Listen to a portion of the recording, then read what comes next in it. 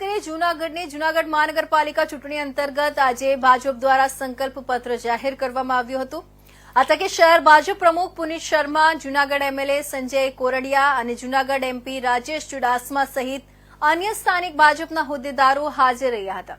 આ દરમિયાન ભાજપ દ્વારા સંકલ્પ પત્રમાં નવીનીકરણ કરાશે, યોગ સ્ટુડિયો બનાવવામાં આવશે, ઉપરાંત વિલિંગન ડેમમાં બ્યુટિફિકેશન કરવામાં આવશે તેમજ યુવાઓ માટે રમતગમત સંકુલ પણ તૈયાર કરવામાં આવશે। સંકલ્પ પત્રમાં નવા 3 ફાયર સ્ટેશન બનાવવાની પણ વાત કરાઈ છે। ભવનાથ માર્ગને સનાતન પથ તરીકે તૈયાર કરવાની પણ વાત કરાઈ છે। સરકારી પરીક્ષાની તૈયારી કરી રહેલા વિદ્યાર્થીઓ માટે અદ્યતન પુસ્તકાલય બનાવવાની વાત કરાઈ છે। ગિરનાર રીડેવલપમેન્ટ પ્રોજેક્ટનો પણ સંકલ્પ પત્રમાં ઉલ્લેખ કરવામાં આવ્યો છે।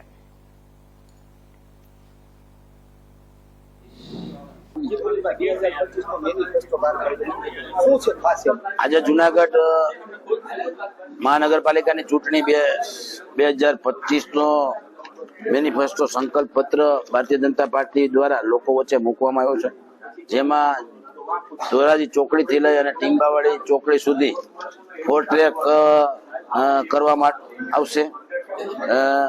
આંગણવાડીઓનું આધુનિકરણ, ઈ લાઇબ્રેરી, સિટી બસ સેવા એમ વિવિધ પ્રકારના ડેવલપમેન્ટ જે 5 વર્ષમાં ભારતીય જનતા પાર્ટીની સરકાર કોર્પોરેશનમાં જ્યારે બેસવાની છે ત્યારે વિવિધ પ્રકારના ડેવલપમેન્ટ માટેનો આ સંકલ્પ પત્ર ભારતીય જનતા પાર્ટી જૂનાગઢ મહાનગર દ્વારા જારી કરવામાં આવ્યો છે। ભારતીય જનતા પાર્ટી જે બોલે છે એ કરે છે ને જે કરવાની છે એ જ બોલે છે। એ સંકલ્પ સાથે જે મેનિફેસ્ટોમાં અમે આજે જાહેરાત કરી છે એ બધા જ કામો કરવાના સંપૂર્ણ પ્રયત્ન, નિષ્ઠાપૂર્વકના પ્રયત્નો અમારા રહેશે।